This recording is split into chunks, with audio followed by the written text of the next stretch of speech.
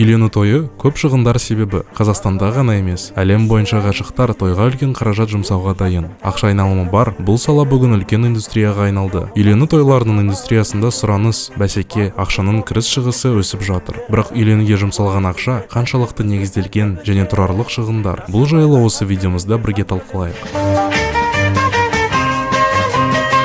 Бала кезімізден бері біз үйлену тойын өмірдегі ең басты күндердің бірі екенін түсінеміз. Кино мен айналымыздағы адамдардың үйленуі оған ерекше көңіл бөліп, ақша аямай үлкен той думан жасағаны бұл сәттің маңыздылығын көрсетеді. Сондықтан бәріміз де өз жарымызды кездестіріп, бірге керемет үйлену тойын өткізуді армандаймыз. Армандаған үйлену тойына шығындар тойдың өзіне дейін ұзақ уақыт бұрын бастады. Әсіресе қазақтардың үйлену дәстүрлерін ескерсек, бұл шығындар екі жақ сыйлықпен алмасатын құдалықтан басталады. Қыз жақтан жасалатын ұзату тойы да көп қаражатты қажет ететін бөлек іс-шара, ал үйлену тойы одан да ауқымды салтанатты шара. Үйлену тойдың негізгі ірі шығындарын төртке бөліп қарастырсақ болады. Залды жалға алу мен кейтеринг, залды безендіру, тойдың программасы, киім. Үйлену тойына үлкен қаражат жұмсауға себеп болатын бірнеше факторлар бар. Біріншіден, ол той индустриясында әр нәрсенің той өмірде бір рет қана болады деген идеяға көндіруі. Әрине, әлем мен Қазақстан статистикасына қарасақ, ажырасу деңгейі азайып жатқан жоқ. Бірақ бәрі кейін ажырасу үшін үйленбейді ғой. Сондықтан бұл салада тойдың қаншалықты маңызды, ерекше сәт екенін және оның мәңгі есте қалу үшін ақшаны аямай үлкен мерейтой жасауға итермелейді.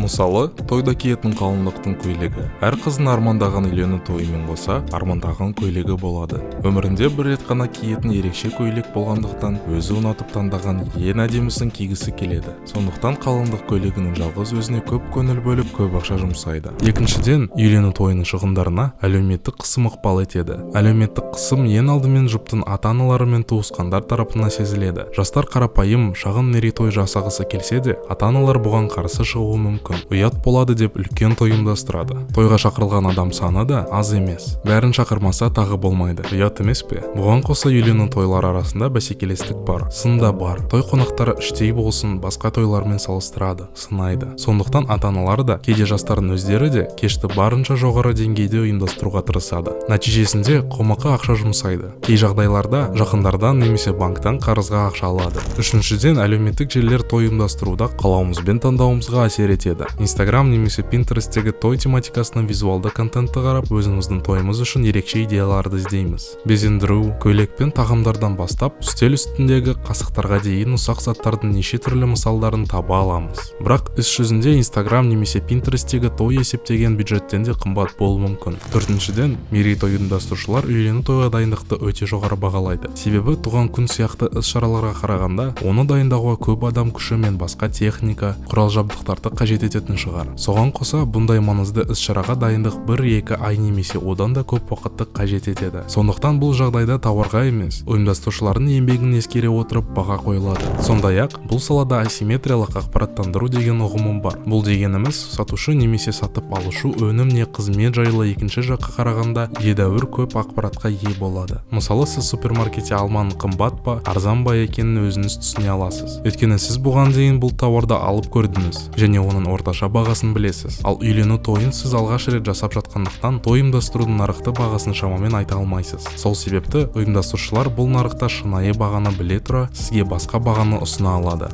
Той шығындарына қоса, тойдан кейінгі шығындары бар. Мәселен, үйлену тойынан кейін жас жұбайлар саяхатқа барады. Көптеген елдерде бұндай саяхат міндетті түрде орындалатын үйлену дәстүрлерінің бірі десек болады. Жас жұбайлар елдің ішінде немесе шетелге саяхатқа барады. Сол себепті үйленерде бұған да бөлек қаражатты есептеп қойған жөн. Қызы да, ұлы да бәріміз мінсіз, әдемі, есте қаларлық үйлену тойы болғанын қалаймыз. Сол үшін көлік немесе үй алғандай шығынданып, қарыз алатын жағдайлар жиі кездеседі. Ал мерейтой біткен соң, алған қарызды қайтару керек. Ақшалай қарыз жаңа құрылған жанұяның бастапқы өміріне қиыншылықтар алып келуі әбден мүмкін. Тойдан кейінгі қарыздарды жабуға тырысып, өмірдегі шын мәнінде маңызды сәттерді өткізіп алармыз. Америкада жасалған зерттеулердің бірі үйлену тойына аз шыңдалған жұптың некедегі өмір ұзақ созылатынын көрсетті. Тойды ұйымдастыруға $20,000 немесе одан да көп ақша жұмсағандардың арасында ажырасу жиірек байқалады. Зерттеуді жүргізген экономистер бұның нақты себебін анықтай алмайды. Бәлкім тойға көп ақша жұмсамаған жұптар бір-біріне арасында да жарасатын адамдар шығар, немесе қымбат қымбат емес той олардың некеден кейінгі өміріне кері әсер ететін қаржылық ауыртпалықтан босатқан шығар. Үйлену оңай, үй болу қиын деген сөз жас жұбайларға жиі айтылады. Бірақ әр заттың ақшалай құны бар. Бүгінгі күнде үйленудің өзі қиын болып барады. Үйлену тойына дайындық жұмыстар мен оның ақшалай сұрақтарын шешу жұп үшін неке қию алдындағы сынаққа айналды. Нарықтағы жарнамалар үйлену тойына жұмсалған үлкен шығындар сәтті некенің кепілі деген ой қалыптастырады. Алайда жарнама немесе әлеуметтік қысымның құрбаны болып, қаржылай ауыртпалықты мойынға алудың қажеті жоқ деп ойлаймыз.